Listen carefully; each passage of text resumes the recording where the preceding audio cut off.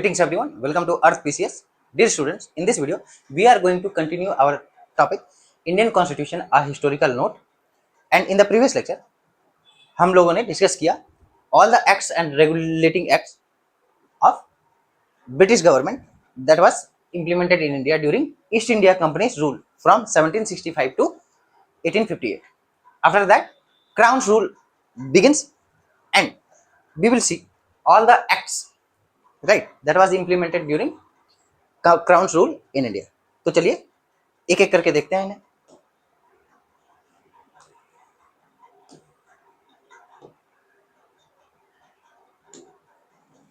तो सबसे जैसा कि मैंने कहा कि जो भी एक्ट्स और रेगुलेशंस बनाए गए 1858 से 1947 के बीच उन्हें ब्रिटिश क्राउन रूल के अधीन बनाया गया। सिंपल सी बात। अब जब ब्रिटिश क्राउन रूल के अधीन जो भी एक्ट्स बनाए गए उन्हें दो कैटेगरीज में बांटा जा सकता है। It can be categorised into two categories. First, Indian councils acts and second, government of India acts. तो व्हाट वाज और what is the basic difference between both? So first, तो जैसा कि नाम से पता है, काउंसिल्स एक्ट। तो councils, it was mainly related all the legislation which was related with executive and legislative councils in India, right? Had provisions, right? Means simple. These legislations defined and regulated the powers and functions of executive and legislative councils in India, known as Indian Councils Act. Second, Government of India Acts. इसमें भी बहुत सारे acts थे, लेकिन exam point of view से हम कुछ he acts को देखेंगे। These legislations were enacted with the objective of establishing a responsible government in India. तो इसका मकसद क्या था कि भारत में एक रिस्पॉन्सिबल गवर्नमेंट इस्टेब्लिश किया जाए। Responsible government means what?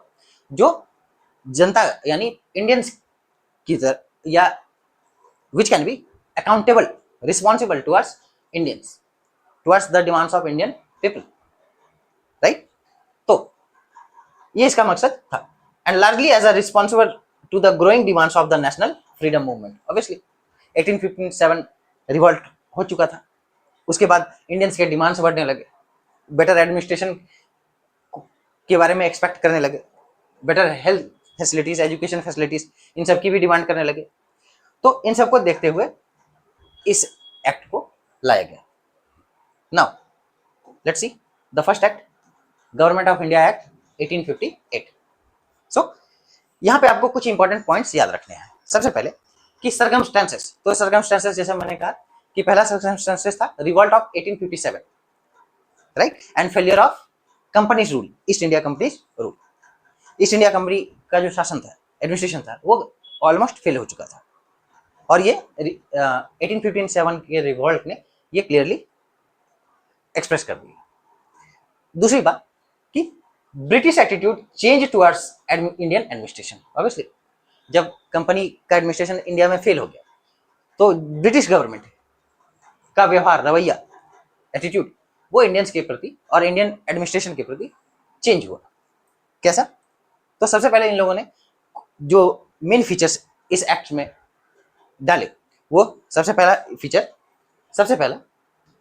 कि the administration of India was transferred to the British crown. ठीक है, पहले ये किसके हाथों में था?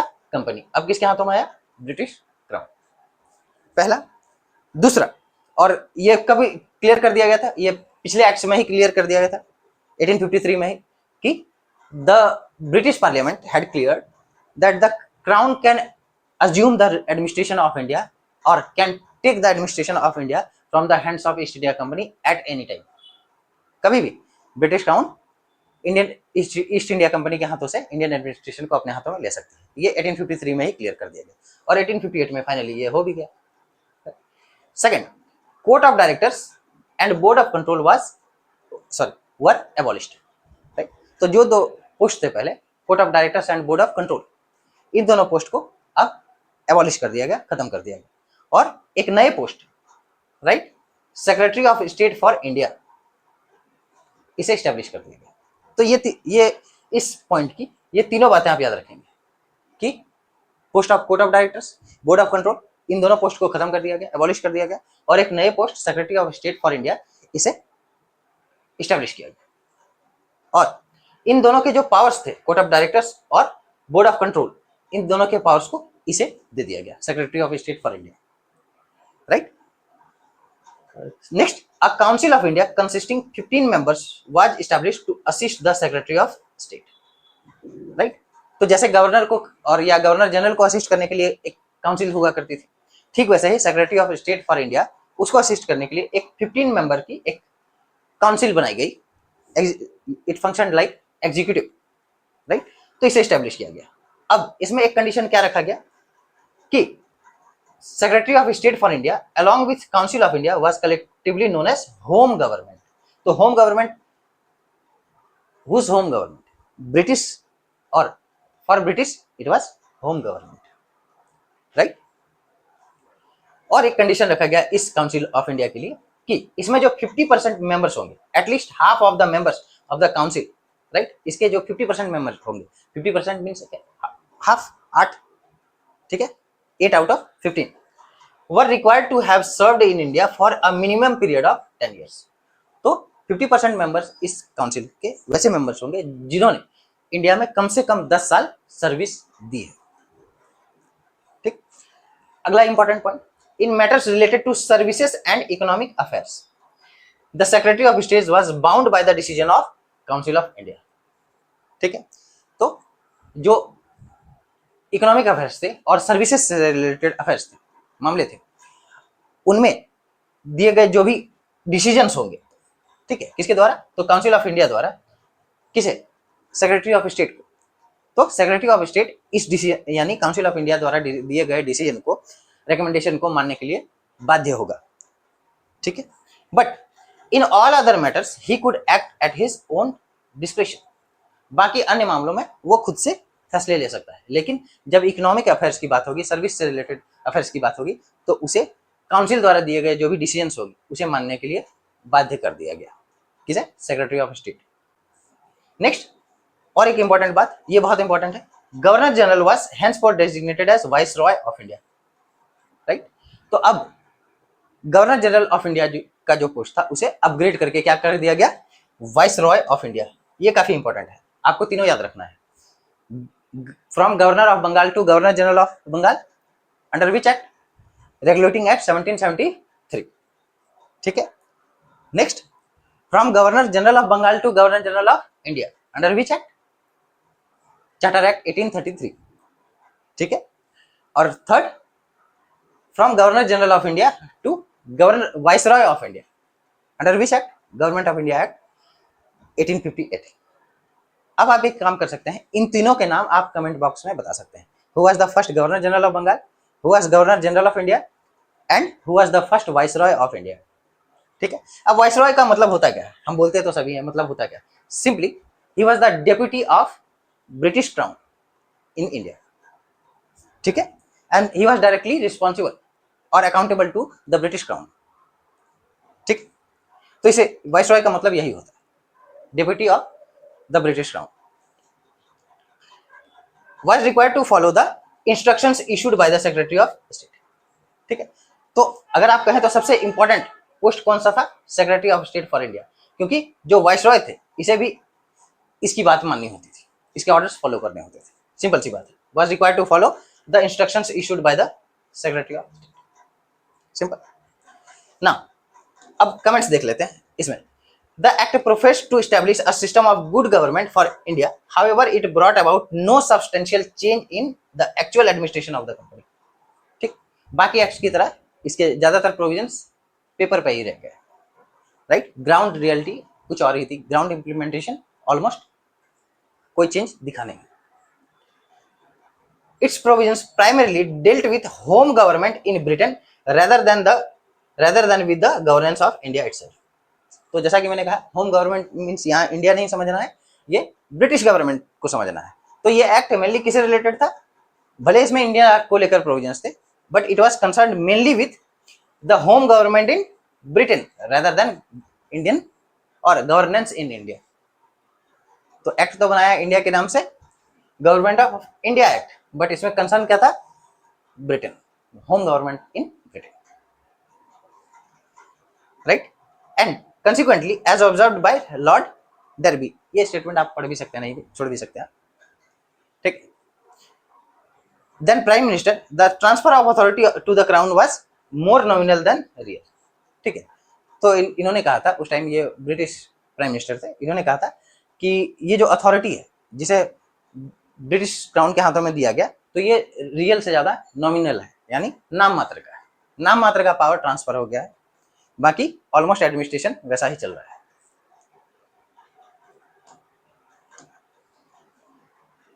नेक्स्ट, इंडियन काउंसिल एक्ट 1861, ये काफी इंपॉर्टेंट है। क्यों? तो देखिए, सबसे पहले तो इसके सर्कमस्टांसेस क्या थे। तो सबसे पहले, जैसा कि मैंने कहा पिछले लेक्चर्स में भी मैं कह चुका, जब एक एक्ट के बाद दूसरा एक्ट लाया जाता है, it means what, the previous act has not fully functioned और the previous act has failed. Simple से दो ही कारण हो सकते हैं, या तो प्रीवियस एक्ट फेल हो चुका है, या उसका जो पर्पस था वो सर्व नहीं हुआ, या कंप्लीटली सर्व नहीं हुआ, इसलिए उसको अब उसकी कमियां दूर करने के लिए कोई दूसरा एक्ट लाया जाएगा। तो सर्कमस्टेंसेस क्या थे? Act of 1858, government of India act 1858 failed to reform Indian administration, obviously, जैसा कि डर्बी ने भी कहा। The provinces were dissatisfied with the legislative powers assigned to them by the act of 1853। उसके बाद जो प्रोविंशियल गवर्नमेंट्स थे, राइट, जो प्रोविंसेस थे, इंडियन प्रोविंसेस, तो वो भी डिससैटिस्फाइड मींस संतुष्ट नहीं थे, उन्हें जो भी प्रोविजंस या पावर्स दिए गए थे 1853 एक्ट के अधीन। सिंपल सी बात, ये दो बड़ी वजह थी। और धीरे धीरे जैसे समय बीता गया, तो इंडियंस के, चाहे इंडियंस हो या इंडियन रूलर्स हो, चाहे प्रोविंशियल रूलर्स हो, तो उनके उनके डिमांड भी बढ़ने लगे। डिमांड क्यों बढ़ने लगे? कि उन्होंने देखा कि उनके हाथों में ऑलमोस्ट कोई पावर नहीं था, उन्हें सिर्फ ऑर्डर फॉलो करने होते थे। Many features, the strength of governor generals executive council was increased with a minimum 6 and maximum 12, ठीक है। तो governor general council, right, executive council number was increased, minimum 6 and maximum 12, simple. Next important point, additional members were to be nominated by governor general, simple सी बात। at least half of these members were required to be non officials nominated by governor general for a tenure of 2 years। तो इसमें से at least half members जो होंगे, जो भी होगा, maximum minimum कितना रखा गया? 6, ठीक है, मिनिमम 6 और मैक्सिमम 12। तो मान लेते हैं अगर 10 मेंबर्स हैं इस काउंसिल में, तो इनमें से हाफ को नॉमिनेट कौन करेगा? गवर्नर जनरल, ठीक है। Next, a finance member was added to the executive council as its 5th member. एक और नया मेंबर जोड़ दिया गया जिसे फाइनेंस मेंबर कहा गया, ठीक है। Next, the council was empowered to initiate legislations, laws, कानून, except on certain subjects like defence and religion. तो ये जो काउंसिल था, ये लेजिस्लेशन सजेस्ट कर सकता था, ठीक है, इनिशिएट कर सकता था, लेकिन किसको? दो बातों को छोड़कर, first defence and second religion, यानी डिफेंस और रिलीजन को छोड़कर this council can initiate any legislation, ठीक है। Next, bills concerning such as restricted matters could only be introduced with the prior approval of the governor general, ठीक है। तो अब कुछ रेस्ट्रिक्टेड मैटर्स थे, जैसा कि मैंने बताया, डिफेंस, रिलीजन, तो इन्हें जब इंट्रोड्यूस करना है, तो इन्हें इंट्रोड्यूस करने से पहले governor generals permission was mandatory, right, means such bills could not be introduced without the prior permission of और prior approval of the governor general. For example, currently कुछ ऐसे बिल्स हैं जो सेंट्रल लेवल पे, यानी यूनियन पार्लियामेंट में president के approval के बिना इंट्रोड्यूस नहीं किया सकते। स्टेट लेवल पे भी कुछ ऐसे बिल्स हैं जिन्हें गवर्नर के अप्रूवल के बिना इंट्रोड्यूस नहीं किया सकता। जैसे for example money bill can not be introduced whether in the union parliament और in the state legislature, right, without the prior recommendation of the president of India और governor of state respectively, right. Next, the governor general was vested with the power to promulgate ordinances in cases of emergency, obviously in case of emergency, जब emergency situations होंगे तो governor general क्या कर सकता था? Ordinance, अध्यादेश ला सकता था। जैसे अभी currently president in case of emergency can promulgate ordinance. Governor of a state also can promulgate ordinance. Now you have to comment the number of articles, right? Under which article President of India can promulgate ordinance, and under which article the Governor of states can promulgate ordinances. Please comment in the comment box. Next, provincial governments were authorized to enact laws on provincial subjects. Obviously, तो जो provincial governments थे उनको ये अधिकार दिया गया कि वो प्रोविंशियल सब्जेक्ट्स जो हैं, लोकल सब्जेक्ट्स जैसे लैंड, एग्रीकल्चर, इन सबसे रिलेटेड जो भी मैटर्स थे, सब्जेक्ट्स थे, उन पे वो लॉस बना सकते थे. जैसे अभी करंटली हमारे 7th शेड्यूल में the 7th schedule of Indian constitution, right, has 3 list: union list, state list, concurrent list, right. Union government is suppose to make laws that is mentioned in the union list. State governments are supposed to make law on the subjects mentioned in the state list, and concurrent list is common for both.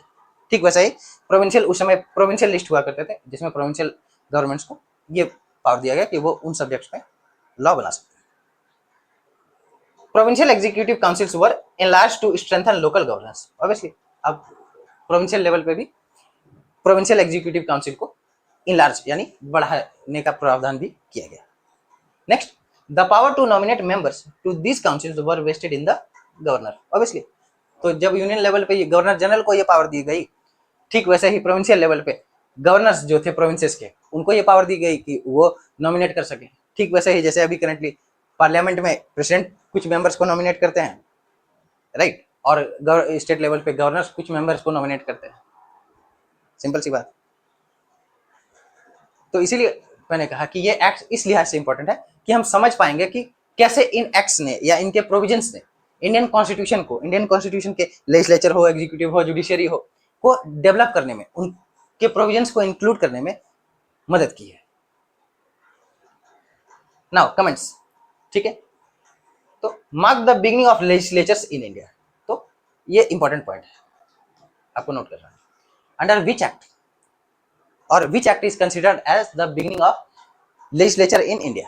तो Indian Council Act 1861. ठीक है, both at central and provincial levels, both, दोनों level पे, provincial level पे भी और central level पे भी. Introduced portfolio system. ये पॉइंट भी काफी इंपॉर्टेंट है. Portfolio system, portfolio system means क्या होता है कि सभी एक एक मेंबर्स को एक एक मिनिस्ट्री या डिपार्टमेंट दे दिया जाता है. फॉर एग्जाम्पल अभी करंटली हमारे डिफरेंट जो कैबिनेट मिनिस्टर्स हैं, यूनियन मिनिस्टर्स हैं, तो उनको सबका एक एक डिपार्टमेंट दिया गया है. ठीक है, finance minister, defence minister, right.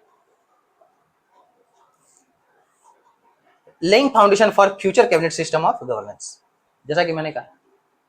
ठीक है, failed to achieve its intended purpose of understanding and addressing the aspirations of Indian people. ठीक है, पिछले एक्ट्स की तरह ये भी क्या हो गया, भारतीयों की उम्मीद पे खरा नहीं उतरा और फेल हो गया. ठीक है.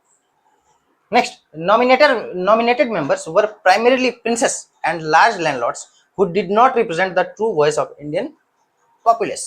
Obviously, तो इनमें जो nominated members थे वो elite class के लोग थे, या तो जमींदार हुआ करते थे, लैंडलॉर्ड्स हुआ करते थे, या रूलर्स हुआ करते थे.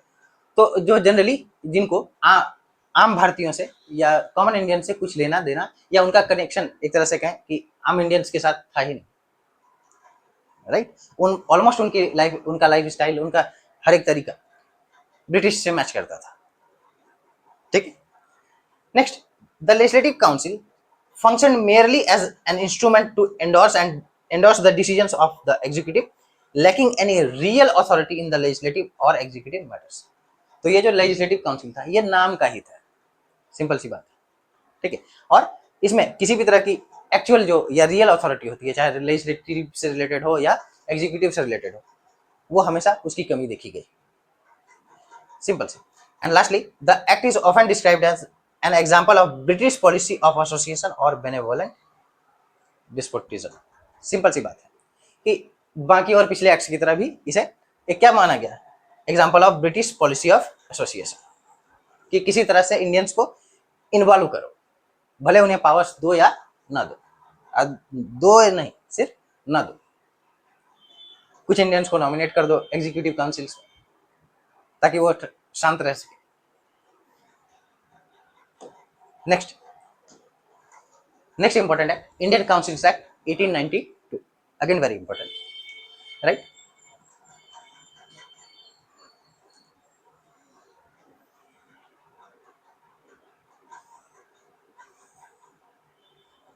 तो सबसे पहले circumstances, Indian council act of 1861 failed to satisfy even the moderate and liberal section of Indian opinion, obviously. तो जैसा कि मैंने पिछले वीडियोस में और पहले भी कहा कि जब एक पिछले एक्ट के बाद एक नया एक्ट आता है तो इसकी मेन और इसकी मुख्य वजह क्या होती है कि पिछले एक्ट का फेल हो जाना। तो फिर इंडियन काउंसिल एक्ट 1861 फेल हो चुका था, किसमें? तो इवन जो मॉडरेट लीडर्स थे, जो लिबरल लीडर्स थे, उनके डिमांड को भी फुलफिल नहीं कर पाए, जबकि उनकी बहुत ज्यादा डिमांड नहीं थी, वो सिंपली रिप्रेजेंटेशन चाह रहे थे, बेसिक फैसिलिटीज की डिमांड कर रहे थे, बट उन्हें भी ये सेटिस्फाई प्रीवियस एक्ट यानी इंडियन काउंसिल एक्ट 1861 नहीं कर पाया। तो नया एक्ट लाया गया इंडियन काउंसिल एक्ट 1892, ताकि फिर से इंडियंस को बेवकूफ बनाया जा सके, शांत किया जा सके। The British Indian government sought to expand its own authority under the guise of reform, aiming to counter the despotic control exercised by the home government। तो सिंपल सी बात है कि फिर से जैसे जैसे नए एक्ट्स लाए गए उसमें और प्रोविजंस बढ़ाए गए और कंट्रोल इंडियंस पे और कंट्रोल बढ़ाए गए, कंट्रोल, उन्हें फ्रीडम नहीं दिया गया, उन पे और कंट्रोल बढ़ाए गए, उन पे और रेस्ट्रिक्शंस इंपोज किए गए, और ये इस एक्ट ने भी फिर वही किया। तो main features, the number of additional member in the central legislative council was increased to a minimum 10 and maximum 20। तो पहले कितने थे प्रीवियस एक्ट में? Minimum 6, maximum 12। अब कितने बढ़ा के कर दिए गए? Minimum 10, maximum 20। ठीक है। Of this at least 10 were required to be non official members. तो इनमें से जो एटलीस्ट 10 मेंबर, अगर 20 है तो 10 मेंबर्स जो होंगे वो नॉन ऑफिशियल मेंबर्स होंगे। ठीक है। The number of additional members in the provincial legislative council was raised to minimum 8 and maximum 20। तो अब प्रोविंशियल लेजिस्लेटिव काउंसिल्स जो थे उसमें नंबर्स को बढ़ा के कितना कर दिया गया? Minimum 8, maximum 20। यानी आप दोनों में देखेंगे, चाहे सेंट्रल हो या प्रोविंशियल हो, दोनों में मैक्सिमम नंबर कितना? 20, बट इसमें मिनिमम नंबर 10 और इसमें मिनिमम नंबर 8। ये डिफरेंस था। Next, the power of nomination rested with the governor general and the respective governors. Obviously उस पावर को कंटिन्यू कर दिया गया, यानी governor general, it means governor general will nominate the members in the central legislative council and respective governors, provincial governors, they will nominate in the provincial legislative councils। simple, ये previous act में भी था। recognized associations such as Calcutta Chamber of Commerce were authorized to recommend non-official members for nomination to the council। तो कुछ recognized institutions थे, organizations थे, associations थे, जैसे कैलकाटा चैम्बर ऑफ कॉमर्स, तो इन्हें ये क्या दिया गया? पावर, या उन्हें रिकॉग्नाइज्ड कर दिया गया, ऑथोराइज्ड, राइट। जो रिकॉग्नाइज्ड ऑर्गेनाइजेशंस थे, एसोसिएशंस थे, तो उन्हें ऑथोराइज कर दिया गया कि वो that they can recommend, right, members for nomination to the council, right. This provision in effect introduced in a limited form of indirect election. तो अगर बात करें तो introduced a limited form of indirect election, तो कहा जा सकता है कि इस प्रोविजन से एक तरह से इनडायरेक्ट इलेक्शन की शुरुआत हो गई। ठीक है। Under which act? Indian council act 1861। तो ये एक्ट, इस एक्ट में इस पॉइंट को पूछा जा सकता है, under which act a limited form of indirect election was introduced. Four options में be given Indian council act 1861, 1892, 1909, right, government of India act 1935। Your answer should be 1892। Next, legislative councils were permitted to discuss annual budget but had no power to vote on it। ठीक है। फिर वैसे कि अब जो councils थे, कौन? Legislative councils, तो उन्हें ये परमिशन दे दिया गया कि वो बजट में सवाल पूछ सकते थे, right. They could discuss, right, वो डिस्कस कर सकते थे किसे? बजट को, right, but they had no power to vote on it. लेकिन वो उस पर वोट नहीं, बजट जब पास होता है, जैसे अभी करेंटली पार्लियामेंट में या स्टेट लेजिस्लेचर्स में बजट पास होता है तो वहां वोटिंग होती है, तो ठीक वैसे ही, लेकिन इंडियंस को वोटिंग राइट्स नहीं दिए गए। यानी इंडियंस भले डिस्कस कर सकते थे बजट को, लेकिन वो वोट नहीं कर सकते थे बजट सेशन में। Members were not allowed to ask supplementary questions, और मेंबर्स को ये भी अलाउ नहीं किया गया कि वो सप्लीमेंट्री क्वेश्चंस पूछ सके। मींस एक क्वेश्चन पूछा, फॉर एग्जांपल एक क्वेश्चन पूछा, तो अगर जो रिस्पॉन्सिबल पर्सन है वो आंसर ना देना चाहे तो उसके बदले में सप्लीमेंट्री क्वेश्चंस का भी प्रोविजन होता है। बट यहाँ पे उन्हें ये पावर नहीं दिया गया, यानी इंडियंस को, कि वो सप्लीमेंट्री क्वेश्चंस नहीं पूछ सकते हैं। सिंपल सी बात। The president of the council retained the authority to deny permission for any question to be raised, right, simple. तो जो काउंसिल का जो प्रेसिडेंट था, वो उसके पास ये अथॉरिटी दी गई कि he could deny any question to be raised, right. तो अगर कोई सवाल किया जाना है तो वो उसे डिनाई कर सकता था। अगेन फिर से इंडियंस की आवाज को दबाना। Now comments. The act marked a step forward from Indian council act of 1861 and laid the foundation for responsible government in India. ठीक है, simple. Next, expansion of legislative council with greater number of Indian members, right. ये थोड़ी सी अच्छी बात इस act में देखने को मिली कि इंडियंस के नंबर को इंक्रीज कर दिया गया। For example, central legislative council में कितने, minimum 10 maximum 20। Provincial legislative council में कितने, मिनिमम 8 मैक्सिमम 20। तो ऑब्वियसली ये थोड़ी सी अच्छी बात देखने को मिली इस act. However, Indian members were permitted only to discuss matters, right? They had no authority to vote on any resolution introduced by the government. ठीक है, तो बस क्या होगा कि इंडियंस को अलाउ कर दिया गया कि वो सर्टेन मैटर्स पे, फॉर एग्जांपल बजट्स पे डिस्कस कर सकते हैं, but they were not given the voting rights. Simple. So this was all about Indian council act 1891 and 92, right? Now, next, Indian Council Act 1909, or popularly known as Morley-Minto Reform, right? This act is very important and generally इस act से question पूछे जाते हैं exams में।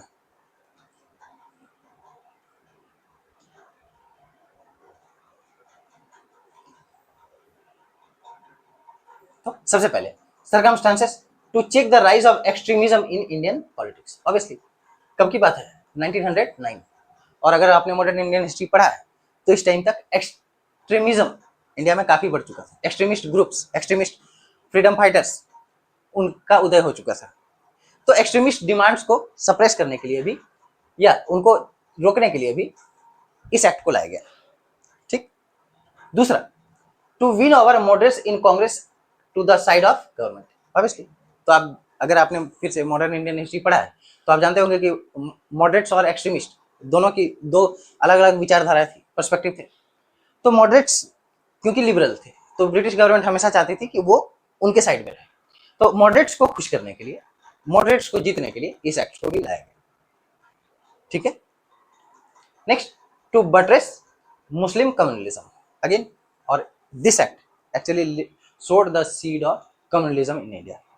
भारत में सांप्रदायिकता की शुरुआत अगर कहें तो इस एक्ट के द्वारा की गई, अंग्रेजों द्वारा, राइट। कम्युनलिज्म का बीज बोया गया इस एक्ट के द्वारा, राइट। एंड पॉलिसी क्या थी, डिवाइड एंड रूल, फूट डालो शासन करो।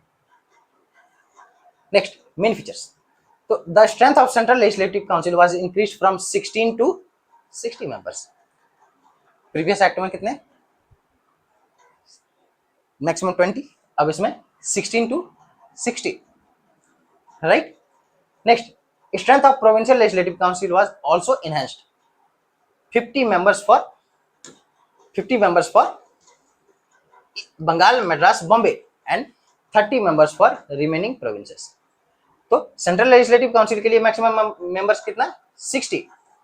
प्रोविंशियल लेजिस्लेटिव काउंसिल में 3, बॉम्बे, मद्रास, कलकत्ता, इसके लिए मैक्सिमम कितने, 50। और जो बाकी प्रोविंसेस बचे उनके लिए मैक्सिमम कितना हो सकता था, 30। तो ये नंबर आपको याद रखना है, राइट। क्वेश्चन पूछा जा सकता है। अब अलग से the members of legislative council both at center and provinces were divided into 4 categories। तो जो सेंट्रल लेजिस्लेटिव काउंसिल हो या प्रोविंशियल लेजिस्लेटिव काउंसिल हो, इनके मेंबर्स को 4 कैटेगरीज में बांट दिया गया। First, ex officio members. Ex officio members, it means any member who holds certain post shall be the member of this council, right? Ex officio means what, by virtue of his office, अपने पद के कारण, right? For example, currently the vice president of India is the ex officio chairman of Rajya Sabha. तो कोई भी व्यक्ति जो India का वाइस प्रेसिडेंट होगा वो राज्यसभा का सभापति होगा, राज्यसभा का चेयरमैन होगा। ठीक वैसे ही कुछ ऐसे मेंबर्स थे जिन्हें एक्स ऑफिशियो मेंबर्स डिक्लेयर कर दिया गया। ठीक है। नॉमिनेटेड ऑफिशियल मेंबर्स, कुछ नॉमिनेटेड ऑफिशियल्स मेंबर होंगे, कुछ नॉमिनेटेड नॉन ऑफिशियल्स मेंबर्स होंगे, और कुछ इलेक्टेड मेंबर्स होंगे। तो अगर कहें तो ये जो काउंसिल थी, लेजिस्लेटिव काउंसिल, चाहे सेंट्रल लेवल पे हो या स्टेट लेवल पे, प्रोविंशियल लेवल पे हो, तो इन्हें 4 कैटेगरीज में बांटा गया। Ex officio members, right, nominated official members, nominated non official members and lastly elected members. यानी हर तरह के मेंबर्स इसमें थे, official, non official, nominated, elected, right. Next, the system of, ये पॉइंट काफी इंपॉर्टेंट है जैसा मैंने कहा, ठीक है। द सिस्टम ऑफ सेपरेट और communal electorate was introduced for the first time, right. Separate और communal electorate means what? Separate electorates for Muslim, यानी मुस्लिम कैंडिडेट्स को मुस्लिम पॉपुलेशन द्वारा ही चुना जाएगा, ठीक है। Members of legislative council were granted following rights. अब मेंबर्स जो थे लेजिस्लेटिव काउंसिल के, उन्हें कुछ राइट्स दिए गए। क्या क्या right? First, to discuss annual budget, propose amendment and vote on it. अब देखिए यहाँ ये इंपॉर्टेंट हो जाता है। प्रीवियस एक्ट्स में हमने देखा कि सिर्फ डिस्कस करने का राइट्स दिया गया, यानी Indians were allowed to discuss only, but now they were allowed to vote on it, propose amendment on it, right, except for non votable items.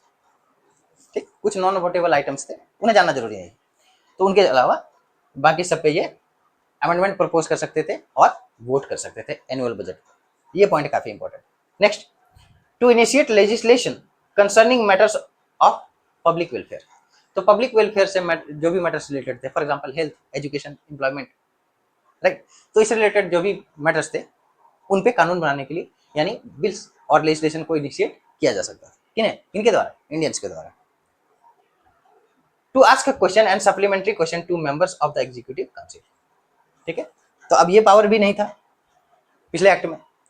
अब जैसे धीरे धीरे समय बीता गया तो मजबूर होकर ब्रिटिश गवर्नमेंट को, ठीक है, इंडियंस को कुछ पावर्स, कुछ राइट्स देने पड़े, ठीक है। तो अब क्या हुआ कि अब उन्हें इंडियंस को क्या, कैसे राइट्स दिए गए? To ask questions and supplementary questions to the members of executive council.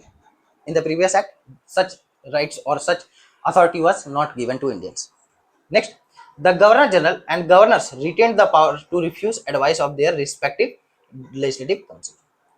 ठीक है, तो अब चाहे गवर्नर जनरल हो या गवर्नर्स हो, तो उन्हें यह पावर था कि वो लेजिस्लेटिव काउंसिल द्वारा जो भी एडवाइस दिए गए उन्हें वो रिफ्यूज कर सकते थे, मना कर सकते थे। The Governor General was empowered to nominate one Indian member to his executive council. अब गवर्नर जनरल को एम्पावर कर दिया गया, किस लिए? To nominate one Indian member to his executive council. तो उसके एग्जीक्यूटिव काउंसिल में वो एक इंडियन मेंबर को इंक्लूड और नॉमिनेट कर सकता था। कौन? Governor general. Now comments. तो first, the act represented culmination of the British policy of association or policy of benevolent despotism pursued in India. तो ठीक है, अगेन फिर से इंडियंस को एसोसिएट करने का means what? British policy of association of home Indians, right. तो हमने जैसा कि देखा इंडियन काउंसिल एक्ट 1861, 92 और अभी हम करेंटली देख रहे हैं 1909। तो इसमें इंडियंस को एसोसिएट करने का धीरे धीरे और एक्सपेंड कर दिया गया, नंबर्स को बढ़ा दिया गया, जैसे हमने देखा, ठीक है। मिनिमम 10 और मैक्सिमम 20 से 60 कर दिया गया सेंट्रल लेवल पे, राइट। और कुछ प्रोविंसेस, बॉम्बे, कलकत्ता, मद्रास, वहां पे 50 कर दिया गया, ठीक है, 20 से बढ़ाकर, और रेस्ट ऑफ द प्रोविंसेस इसमें 30 कर दिया गया। तो धीरे धीरे इंडियंस को एसोसिएट और यानी इंडियंस के नंबर्स को और धीरे धीरे एक्सपेंड कर दिया गया, बढ़ाया गया।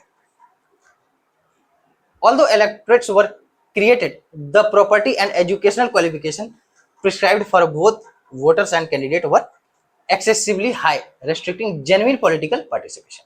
ठीक है, तो भले ही पॉलिटिकल यानी इलेक्टोरेट्स को इंट्रोड्यूस कर दिया गया, ठीक है, लेकिन इसके जो कंडीशंस थे, चाहे वोटर्स के लिए हो या कैंडिडेट्स के लिए, वो काफी ज्यादा हाई थे। जैसे certain level of education, right, certain level of wealth, property, right. तो आप ये कहें, इट वाज वेरी लिमिटेड और restricted representation of Indians, right?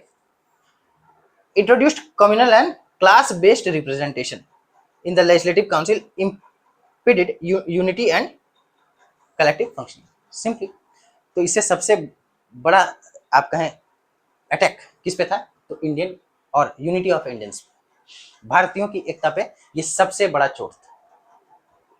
ठीक है, क्यों? इट यू कैन से divided Indians into two sides. What? Muslims, non-Muslims. Right? The Governor General and governors retained the authority to veto the decision or advice of the council. Obviously, veto मतलब वही होता है to prohibit और to check. जैसे अभी currently governors of state और president of India के पास veto powers होते हैं, जब हम पार्लियामेंट डिस्कस करेंगे तो डिस्कस कर लेंगे, right? Next, the system of communal electorates further deepened religious division, fueled communalism, particularly among sections of the Muslim community. Right, तो मेनली मुस्लिम कम्युनिटीज के बीच क्या हो गया, कम्युनल सेंटिमेंट्स, राइट, वो बहुत ज्यादा हाई हो गए। ठीक है, और इसकी वजह कौन थे, तो British, right, and finally it led to division of India, right, and rise of a new country, right?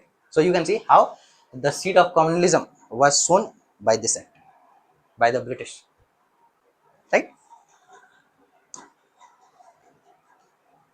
Next, Government of India Act 1919 or Montagu Chelmsford Reform. Again this act is very important. ठीक है, तो सबसे पहले circumstances क्या थे, end of first world war. आपने world history पढ़ी है, मॉडर्न हिस्ट्री भी पढ़ी है, तो उसमें दोनों में world Indian modern Indian history और वर्ल्ड हिस्ट्री दोनों में फर्स्ट वर्ल्ड वॉर का जिक्र है। तो अब इस समय आते आते 1919 तक फर्स्ट वर्ल्ड वॉर खत्म हो चुका था। ठीक है, इंडियन ने भी यानी इंडियन सोल्जर्स ने भी पार्टिसिपेट किया। ठीक, second, mismanagement in the Indian administration, ये तो सबसे बड़ी वजह थी हर एक्ट के लाने के पीछे, इंडियन मिसमैनेजमेंट और mismanagement in Indian administration, right. Home rule league ये भी स्टैब्लिश हो चुका था, लखनऊ पैक्ट ये भी हो चुका था उस दौरान। ये सब आपने मॉडर्न इंडियन हिस्ट्री में पढ़ा, यहाँ डिस्कस करने की जरूरत नहीं। नाउ मेन फीचर्स, सबसे पहले होम गवर्नमेंट। जब हम होम गवर्नमेंट की बात करते हैं तो वहां इट मींस ब्रिटिश गवर्नमेंट, ठीक है, गवर्नमेंट इन ब्रिटेन। तो यहाँ सबसे पहले क्या हुआ, देखिए, the number of members in the council of the secretary of state for India, right, known as India Council, was fixed at a minimum of 8 and maximum 12। ठीक है, तो सेक्रेटरी ऑफ स्टेट के काउंसिल में जो minimum number और maximum number of members थे उसको fix कर दिया गया, कितना, तो मिनिमम 8, मैक्सिमम 12। ठीक है, next point, the office of high commissioner for India was established. Again ये पॉइंट इंपॉर्टेंट रहता है कि under which act the office of high commissioner for India was established, under Government of India Act 1919 or Montagu Chelmsford Reforms. Next important provision, the powers of Secretary of State for India was curtailed. अब Secretary of State for India जो थे उसके power को और कम कर दिया गया, cartel कर दिया गया। Now एडमिनिस्ट्रेशन ऑफ इंडिया, अब भारत के एडमिनिस्ट्रेशन, इंडिया के एडमिनिस्ट्रेशन में क्या क्या चेंजेस हुए। सबसे पहले governor general was granted the authority to nominate any number of members to his council. अब गवर्नर जनरल को क्या राइट दे दिया गया, अथॉरिटी दे दी गई। पहले तो एक मेंबर को नॉमिनेट कर सकता था, अब एनी नंबर, जितना चाहे उतना नंबर, उतने मेंबर्स को नॉमिनेट कर सकता था। कौन, governor general, right. Next, central legislature was made bicameral means consisting of 2 houses, upper house, lower house. For example Indian parliament, right, is bicameral. British parliament also bicameral, जिसे हिंदी में द्विसदनीय कहते हैं, 2 सदन, उच्च सदन, निम्न सदन, upper house, lower house, Lok Sabha lower house, Rajya Sabha upper house. ठीक, comprising 2 houses, council of states जिसे हम राज्यसभा कहते हैं, right, upper house consisting 60 members, right. ये आपको याद रखना है कि अपर हाउस में कितने मेंबर्स थे, तो 60 मेंबर्स, 33 इलेक्टेड एंड 27 नॉमिनेटेड। आप इसे छोड़ सकते हैं, बट नंबर अपर हाउस में कितने मेंबर्स थे वो आपको याद रखना है, 60। लोअर हाउस या इसे लेजिस्लेटिव असेंबली कहा गया। करंटली स्टेट लेवल पे अभी लेजिस्लेटिव असेंबलीज होते हैं, बट उस टाइम लेजिस्लेटिव असेंबली कहा गया लोअर हाउस को। और ये क्या था, लोअर हाउस, और इसमें कितने मेंबर्स थे, 144 members. ठीक है, and out of 144 members 103 were elected members, right, and 41 were nominated members. तो आपको ये इलेक्टेड और नॉमिनेटेड आप इसे छोड़ सकते हैं, बट मैक्सिमम नंबर कितने थे मेंबर्स के अपर हाउस और लोअर हाउस में, ये आपको याद रखना है। अपर हाउस में कितने 60, लोअर हाउस में कितने 144, right. Next, both houses possessed equal power in legislative matters. ठीक है, तो अगर लेजिस्लेटिव मैटर्स की बात करें तो दोनों houses, upper house lower house, right, council of state and legislative council, legislative assembly had equal powers, right, in legislative matters.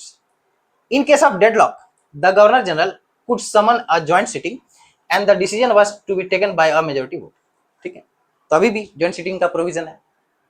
ठीक है, तो joint sitting का कुछ एक्सेप्शन है, जैसे कॉन्स्टिट्यूशनल अमेंडमेंट में, अभी करंटली की बात कर रहा हूँ, तो करंट कॉन्स्टिट्यूशनल अमेंडमेंट के केस में जॉइंट सिटिंग नहीं बुलाई जा सकती, बाकी अदर केस में, राइट, जैसे कोई जनरल बिल हो तो उस केस में जॉइंट सिटिंग बुलाई जा सकती है अगर डेडलॉक हो। डेडलॉक मीन्स दोनों सदन, दोनों हाउसेस के बीच कोई डेडलॉक हो जाए। ठीक है, तो वो ऐसे ही इंडियन यानी लेजिस्लेचर और एग्जीक्यूटिव के प्रोविजंस इवॉल्व हुए इन सभी एक्ट्स। और when a joint sitting was called, right, the decision was to be taken by a majority vote. अब सारे मेंबर्स एक साथ आ गए, 60 मेंबर्स प्लस 144 मेंबर्स एक साथ आ गए, तो कितने हो गए टोटल 204। अब मेजॉरिटी वोट इजीली डिटरमाइन किया जा सकता है in case of joint sitting, right. Next, each house was empowered to elect its own president. ठीक है, अभी भी वही है, लोकसभा और राज्यसभा में दोनों सदन के जो यानी दोनों हाउसेस के जो मेंबर्स होते हैं वही अपना अपना चेयरमैन या स्पीकर चुनते हैं। ठीक है, next, the executive council was not responsible to the legislature. ये कहने की बात थी, अभी इसका उल्टा होता है, right. Executive council was not responsible to the legislature.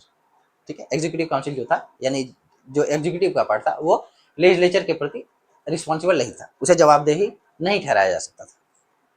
And governor general retained the authority to disregard its advice. और अगेन गवर्नर जनरल क्या कर सकता था, इसके एडवाइस को डिसरिगार्ड कर सकता था, मानने से इनकार कर सकता था। बट करेंटली इसके अपोजिट होता है। क्या होता है opposite? It means that executive currently the executive, whether it is at central level, union level or state level, executive is responsible to the legislature and in particular to the lower house, right. Provincial administration, अब provincial level पे क्या changes हुए? तो provincial legislatures were unicameral, central legislature was bicameral and provincial legislature was unicameral, केवल एक ही सदन थे उसमें। जैसे अभी करंटली इंडिया में ज्यादातर स्टेट्स में कितने हैं? ज्यादातर स्टेट्स यूनिकैमरल है, एक ही सदन है। कुछ स्टेट्स में, ठीक है, आप उन स्टेट्स के नाम बता सकते हैं जहां पे बाइकैमरल लेजिस्लेचर है। मैं एक एग्जांपल दे रहा हूं, बिहार, जहां बाइकैमरल लेजिस्लेचर है। ठीक है, consisting of a single house called legislative council. ठीक, next, governors were issued instrument of instruction to guide them in the administration of their provinces। तो अब गवर्नर्स को क्या इश्यू कर दिया गया? Instrument of instruction. ठीक है, किस लिए? To guide them, means to guide them, to guide the governors, instrument of instructions. एक लिस्ट बना दी गई जिसे बताया गया, या आप कहें कि एक कोड ऑफ कंडक्ट फॉलो करने के लिए गवर्नर्स को कहा गया। किस लिए? so that they can be guided in the administration of their provinces, right। एक तरह से ये गवर्नर्स को दिया गया इंस्ट्रक्शंस।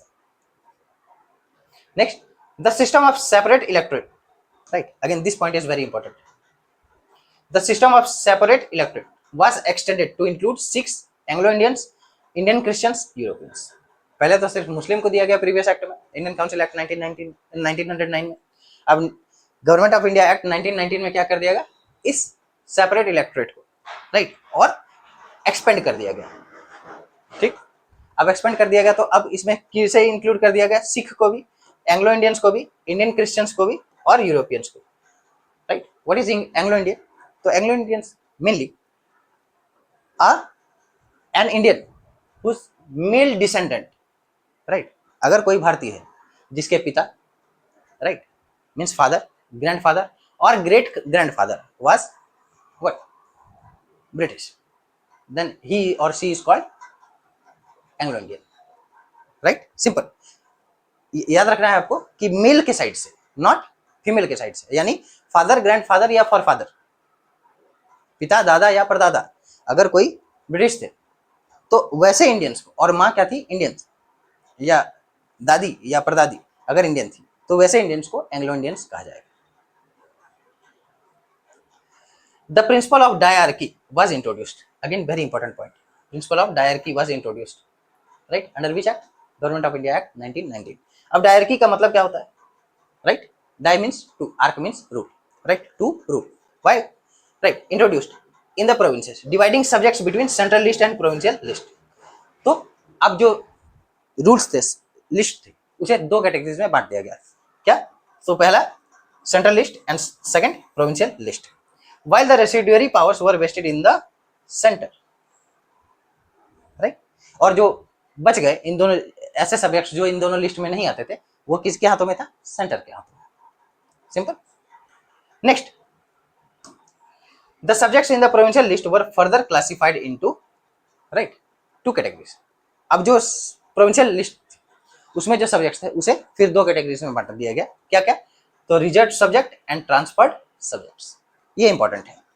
और यहां आपको क्या रखना है, तो reserve subjects administered by governor with the help of his executive council, ठीक है। रिजर्व सब्जेक्ट्स है उस पर किसका एडमिनिस्ट्रेशन होगा, या आप कहें कि who will administer it, it will be administered by the governor, right, with the help of his executive council. Next, transferred subject administered by governor with the assistance of Indian ministers, right. तो आपको याद रखना है कि reserve subjects किसके help से, with the help of executive council, and transferred subjects with the help of और assistance of Indian ministers chosen by him among the members of the legislative council, simple. So this was all about government of India Act 1919 or Montagu Chelmsford reforms. Next, अब government of India act, right, इसमें इसके comments देख लेते हैं।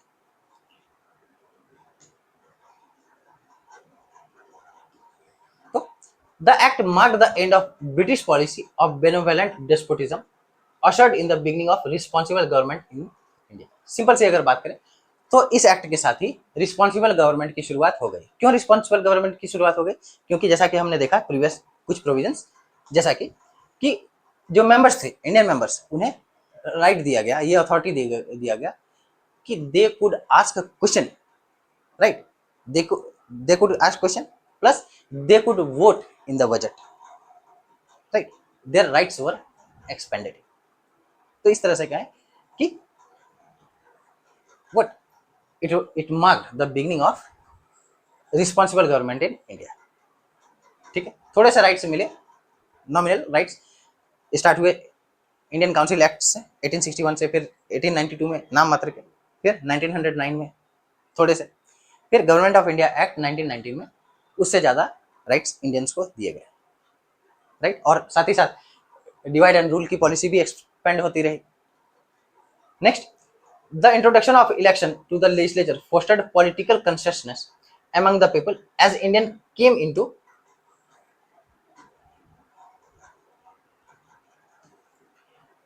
contact with administrative process for the first time। तो simple सी बात है कि अब इंडियंस में किसकी भावना जगी, what, political consistence, right.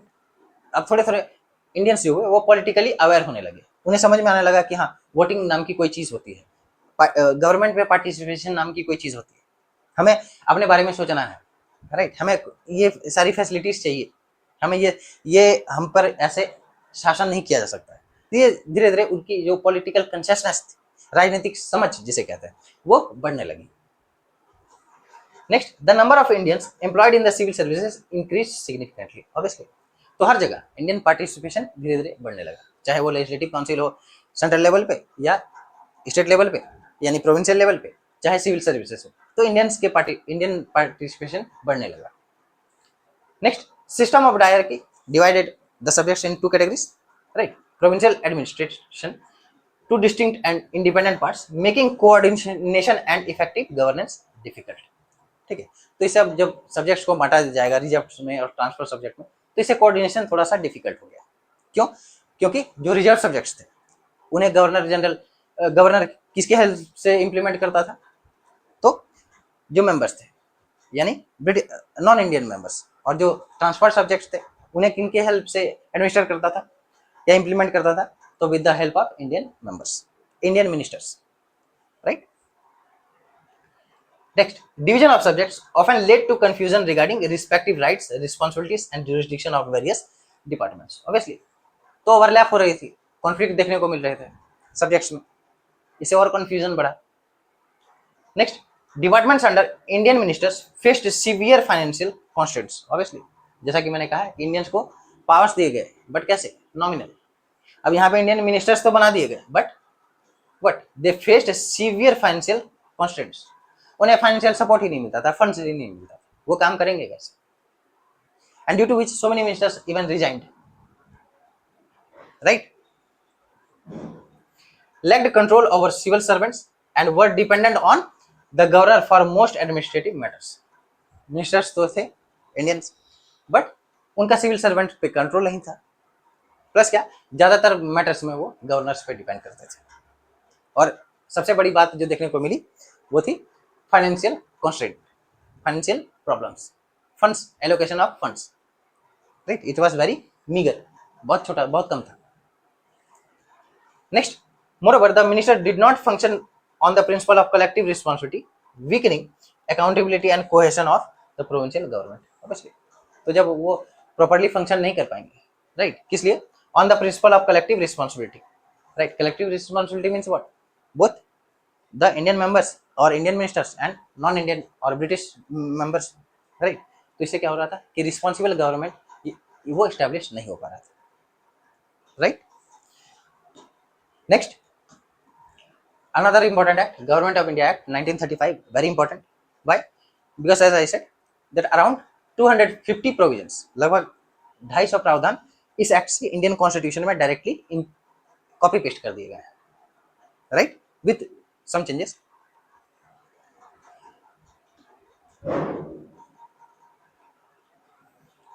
Now circumstances, agitation of Indians for self government. Obviously अब और इंडियंस की डिमांड और बढ़ने लगी, उनके agitations, right, aggressions, right, demands और बढ़ने लगे, प्रोटेस्ट बढ़ने लगे।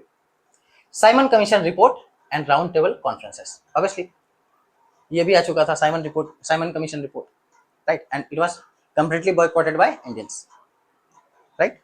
पढ़ा होगा आपने मॉडर्न इंडियन हिस्ट्री में। राउंड टेबल कॉन्फ्रेंस भी हुए थे, 3 राउंड टेबल कॉन्फ्रेंस, उसकी वजह से भी। मेन फीचर्स, फेडरल फीचर्स, सबसे पहले फेडरल फीचर्स को देखेंगे। तो this act government of India act proposed the establishment of a federal form of government in India. Federal form आप कहें या सेंट्रल फॉर्म कहें या यूनियन गवर्नमेंट कहें, आप एक ही बात है, right. Incorporating both Indian provinces and princely states. तो इस तरह से अब इंडिया को यूनिफाई कर दिया गया, यानी under the you can say federal form of government of India, both provinces and the princely states, right, Indian provinces and princely states came under the federal government of India, right. Next, system of diarchy was introduced at the center. In the previous act, system of diarchy was introduced at the provincial level, but under this act central system of diarchy was introduced at the central level. Provinces were granted complete authority in their administrative and legislative affairs. ठीक है, तो अब provinces को ज्यादा आजादी मिली, किसमें? Legislative और executive matters में, ठीक है। Next, for administrative convenience subjects were divided into 3 categories, ठीक है। पहले 2 कैटेगरीज में बांटा गया था, ट्रांसफर्ड एंड रिजर्व, राइट। और जो रेसिड्यूरी पावर्स थे वो किसके हाथों में? ऑब्वियसली सेंटर के हाथों में। अब क्या कर दिया गया, जो सब्जेक्ट्स थे उन्हें 3 कैटेगरीज में बांट दिया गया। First federal list, provincial list and third concurrent list. और करंटली हमारे 7th शेड्यूल में, means the 7th schedule of Indian constitution has same things, the name has been changed, union list, state list and concurrent list, right. अब देख लीजिए federal list में क्या थे, तो ऐसे subjects under the jurisdiction of central government, तो इसमें मेन सब्जेक्ट्स है, जैसे फॉर एग्जांपल डिफेंस से रिलेटेड जो सब्जेक्ट, राइट, तो वो फेडरल लिस्ट में डाला गया। जो लेस इंपॉर्टेंट सब्जेक्ट्स थे, for example land, agriculture, right, तो उन्हें प्रोविंशियल सब्जेक्ट में डाल दिया गया, right. And here provincial government can make loss. Last concurrent list common for both, right, jointly administered by both center and provinces, right. यहाँ एक बात आपको नोट करनी है, और करेंटली यानी इंडियन कॉन्स्टिट्यूशन में भी वही बात फॉलो होती है कि अगर कोई सब्जेक्ट है, जस्ट एन एग्जांपल, अगर कोई सब्जेक्ट है that is not included, means which is included in concurrent list, और कॉन्करेंट लिस्ट में है, तो इट मींस फेडरल गवर्नमेंट और प्रोविंशियल गवर्नमेंट दोनों उस पर लॉ बना सकती है। तो जब लॉ बना सकती है, और मान लेते हैं कि दोनों ने लॉ बना दिया, एक सब्जेक्ट है, जस्ट एन एग्जांपल कि एक सब्जेक्ट है हेल्थ, राइट, या और कोई सब्जेक्ट है जो किस में डाल दिया गया है, कॉन्करेंट लिस्ट में, right. Generally health provincial subject या स्टेट सब्जेक्ट है, ठीक है, जस्ट एन एग्जांपल। तो अब कॉन्करेंट लिस्ट है, तो उस पर फेडरल गवर्नमेंट ने भी लॉ बना दिया और प्रोविंशियल गवर्नमेंट में भी लॉ बना दिया, तो फिर यहाँ पे क्लैश। अब किस लॉ को माना जाएगा, और which law shall prevail, then you must remember that the law made by the federal government और सेंट्रल गवर्नमेंट शैल प्रिवेल। तो उसमें से जो फेडरल गवर्नमेंट द्वारा जो कानून बनाया जाएगा उसे प्रायोरिटी दी जाएगी, यानी वही इंप्लीमेंट होगा। और currently in the Indian constitution the same provision lies, right. Next, a federal court was established at the center to adjudicate dispute between center and provinces and to interpret the constitution, right. This point is very important, right. और ये federal court कुछ नहीं बस but the supreme court of India, right. और ये क्या था, तो it can hear the dispute between the central government और federal government and the provincial governments, और करंटली अभी सुप्रीम कोर्ट भी वही करती है, right. Plus to interpret the constitution, obviously, right. Who is the final interpreter of the Indian Constitution? The Supreme Court of India, right. Next, the Reserve Bank of India was established to regulate currency and credit system of the country, obviously ये भी काफी important point है। तो आपको दो बातें याद रखनी है, a federal court was established at the center and Reserve Bank of India was also established, right, under this act, Government of India Act. Next, और एक बात और कि जैसे मैंने पहले कहा था रेगुलेटिंग एक्ट 1773 में कि अ supreme court was established under in Calcutta, तो उस सुप्रीम कोर्ट का इस सुप्रीम कोर्ट से कोई लेना देना नहीं, that was established in Calcutta, right. Next, two new provinces Sindh and Odisha was created, ठीक है। फिर दो नए प्रोविंसेस बने, कौन से, सिंध और Odisha.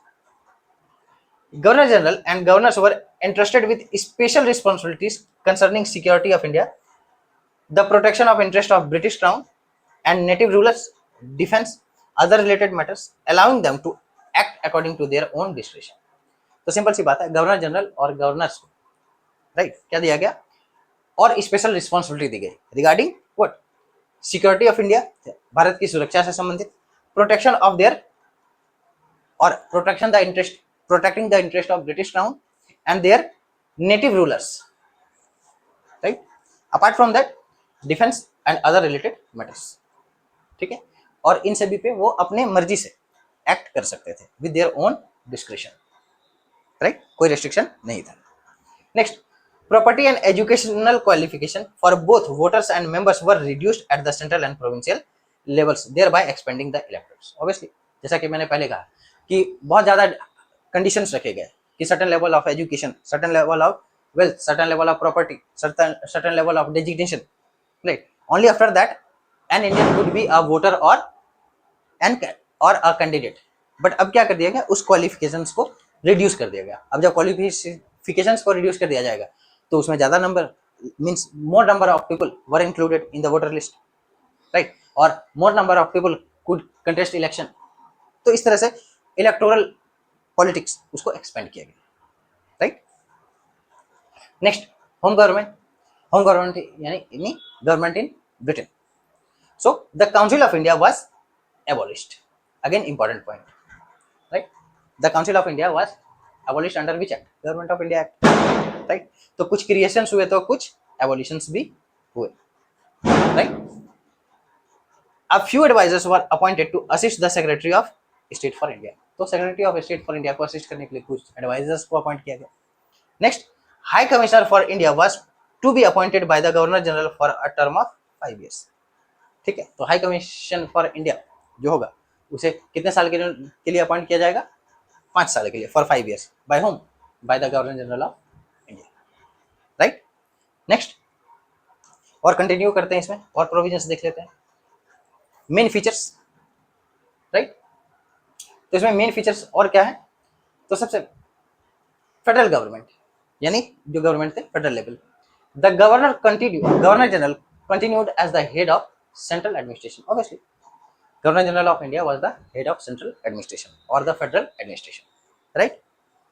No money bill could be introduced in the federal legislature without prior consent of the Governor General।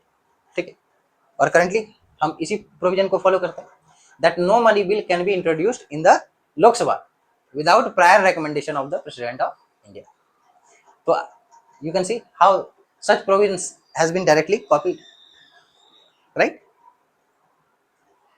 Next, federal legislature was made bicameral. अब फेडरल लेजिस्लेचर को बाइकैमरल बना दिया गया, right. 2 houses, upper house, lower house, right. तो council of state, upper house, जिन्हें हम राज्यसभा कहते हैं, ठीक। इसमें कितने मेंबर्स थे?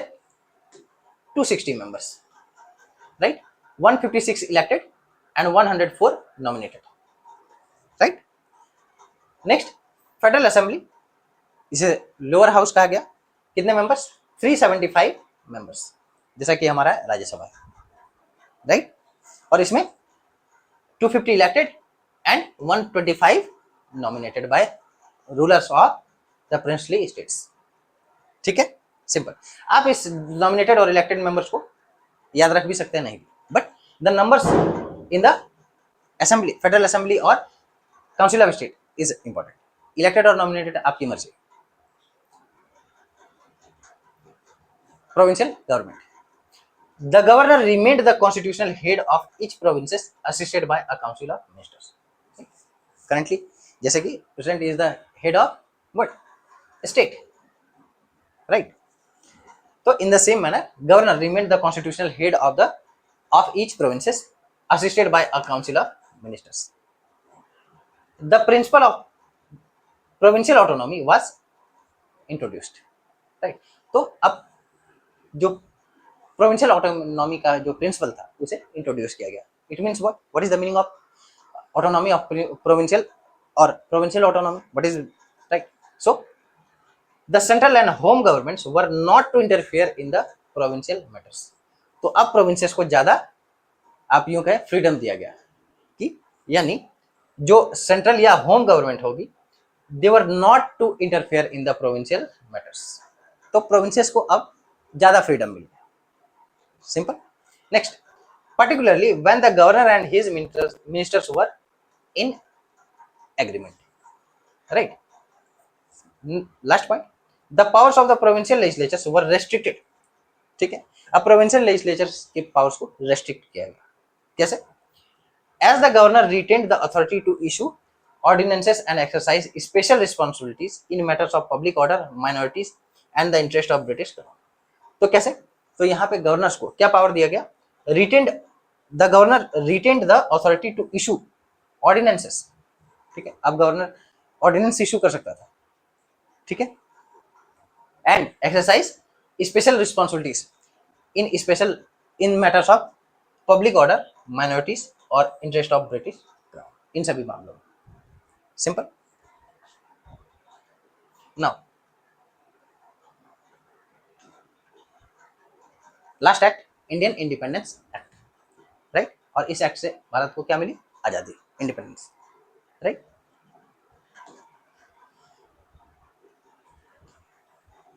सबसे पहले तो सर्कमस्टांसेस क्या थे? इंडिया से independence struggle peaked with the non cooperation, civil disobedience and quit India movements. ये 3 मूवमेंट्स हुए, non cooperation movement, civil disobedience and what, quit India movement.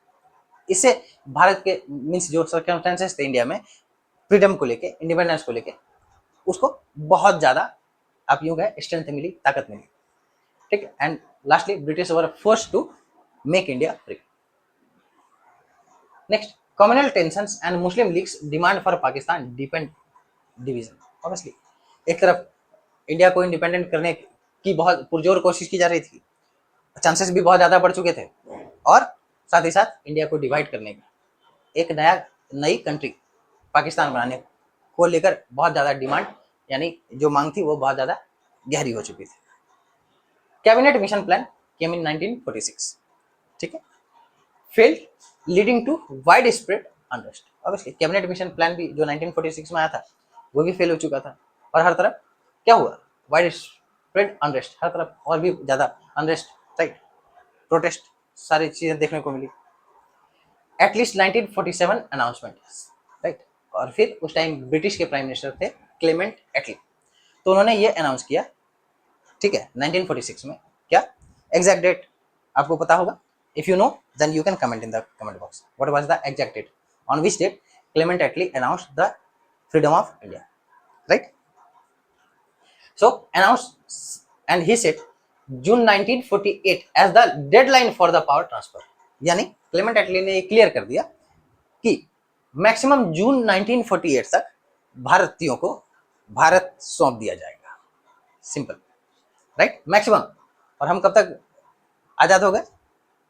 अगस्त 1947 में, इससे ऑलमोस्ट 10 महीने पहले ही, ठीक है, it was the deadline. Next, Mountbatten 3 June plan proposed partition. Obviously Mountbatten ने ये प्रपोज किया कि नहीं, अब इंडिया को दो भागों में बांटा जाना है, India Pakistan, right, implemented through the Indian Independence Act, right? Now special main features: partition of British India, Indian Independence Act divided British India into two dominions, India and Pakistan। अब भारत का बंटवारा हो गया, किसने? दो पार्ट में, India and Pakistan, right, with the option to leave British commonwealth, right. अब दोनों को ऑप्शन दिया गया कि आप ब्रिटिश कॉमनवेल्थ को ज्वाइन कर सकते हैं, छोड़ सकते हैं, right. End of British sovereignty, अब ब्रिटिश सॉवरेनिटी खत्म हो चुकी थी, right. Ended British authority and remove the title empire of India from the king's title, right. अब वहां जो ब्रिटिश क्राउन में जो किंग्स थे, राइट, ब्रिटिश क्राउन, तो उसके टाइटल से किंग ऑफ इंडिया के टाइटल को हटा दिया गया। He was only king of Britain, right, not king of India. Abolition of viceroy office, obviously जब एडमिनिस्ट्रेशन ही नहीं रहेगा, रूल ही नहीं रहेगा, तो उनके द्वारा क्रिएट किए गए पोस्ट कैसे रह सकते हैं? तो वाइसराय ऑफ इंडिया या वाइसराय ऑफिस, उसके पोस्ट को भी एबॉलिश कर दिया गया, खत्म कर दिया गया, right. The post of viceroy was replaced bye a governor general for each dominion appointed on the advice of respective cabinets, simple।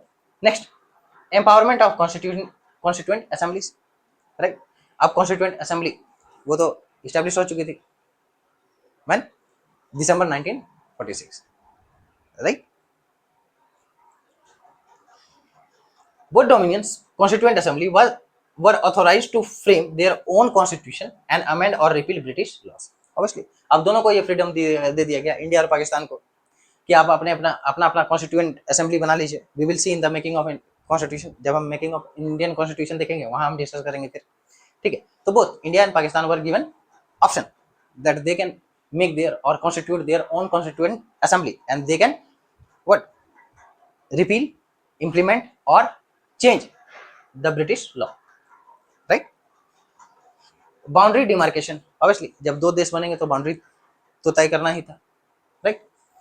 The Radcliffe commission, right, again very important, drew borders between India and Pakistan triggering large scale migration and violence, obviously, and millions were people, innocent peoples were killed from both side, right.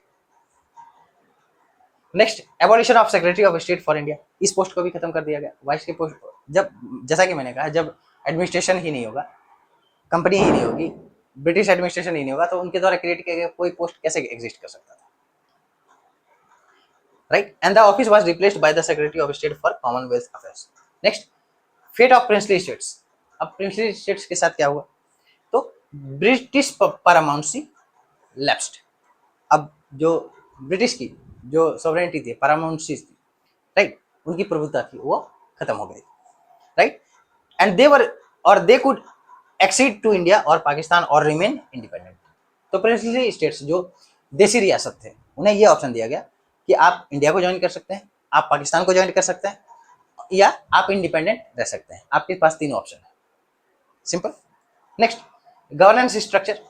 The dominions means both India और Pakistan adopted Government of India Act 1935 as an interim constitution subject to modification, obviously। तो इस act को इसलिए important माना जाता है क्योंकि जब आजादी मिली तो उस समय means during that time, right, this act was in force, right, and Indians were more familiar habituated with this acts provisions, right, ये भी वजह थी। तो as an interim government, as an interim constitution, this act function, right, for both dominions India and Pakistan. Governor General's power. The Governor General could assent to bills in the king's name.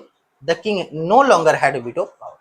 Right. तो अब governor general वहां के British की के नाम पे किसी bill को सहमति दे सकता था, एसेंट दे सकता था। Next, appointment of governors. Governor and governor generals became constitutional head, right. अब गवर्नर और गवर्नर जनरल्स क्या बन गए? Constitutional heads. एक्टिंग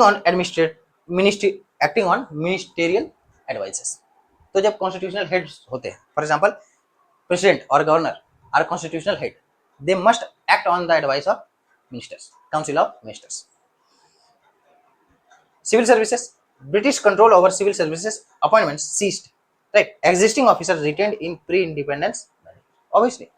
तो ब्रिटिश तो अब इंडिया छोड़ के जा रहे थे, लेकिन उनके द्वारा जो अपॉइंट किए गए थे ब्रिटिश सिविल सर्वेंट्स, ठीक है, तो ब्रिटिश और इंडियन सिविल सर्वेंट्स दोनों थे। तो ब्रिटिश सिविल सर्वेंट्स वो तो इंडिया छोड़ के चले गए, अब बचे इंडियन सिविल सर्वेंट्स, तो उन्हें एज इट इज रख दिया गया।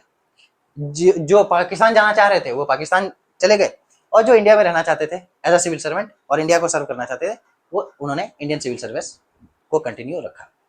उन्हें सारे सैलरी, सारे बेनिफिट और सारे फंक्शंस उनके एज इट इज रखे गए, राइट।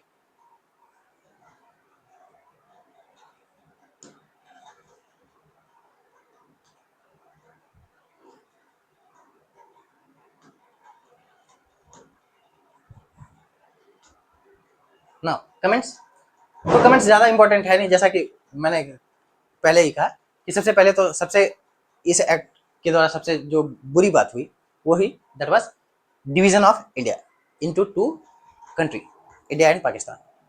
ये दैट वाज द मोस्ट, और you can say severe impact, severe negative impact of this act.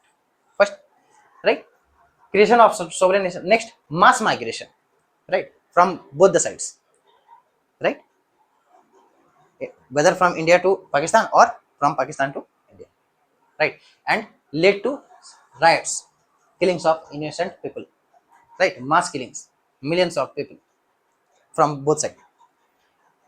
Next, partisan violence, already I said. Integration of princely states, ये that was a big challenge, right। बहुत सारे princely states थे जो India को join नहीं, जिन्होंने India को immediately join कर लिया, राइट, इवन बिफोर इंडिपेंडेंस, और कुछ ऐसे थे जिन्होंने बाद में इंडिया को ज्वाइन किया, for example Hyderabad, Junagadh, Kashmir, right. और बहुतों को इंटीग्रेट करने में, इंडिया में मिलाने में बहुत ज़्यादा यू कहें आप मशक्कत करनी पड़ी, right. Constitutional development, obviously both countries India and Pakistan constituted their own constituent assembly, right, and lastly unresolved issue, कुछ unresolved issue हो गए, जैसे partition left behind lasting tensions including Kashmir dispute and boundary issues with neighboring countries like China, Bangladesh, Nepal, right। तो बांग्लादेश तो बाद में बना, लेकिन बाउंड्री डिस्प्यूट्स हो गए, जैसे इंडिया और पाकिस्तान के बीच अभी भी कुछ बाउंड्री डिस्प्यूट्स हैं, स्पेशली सरक्रीक रिलेटेड इशू और कश्मीर रिलेटेड इशू, ठीक। चाइना के साथ भी बाउंड्री डिस्प्यूट्स हैं, तो ये सभी, और नेपाल के साथ भी कुछ एरिया डिस्प्यूटेड हैं, ठीक है। So this was all about all the acts implemented by the British government during crown rule. अब मिलते हैं अगले लेक्चर में, थैंक यू।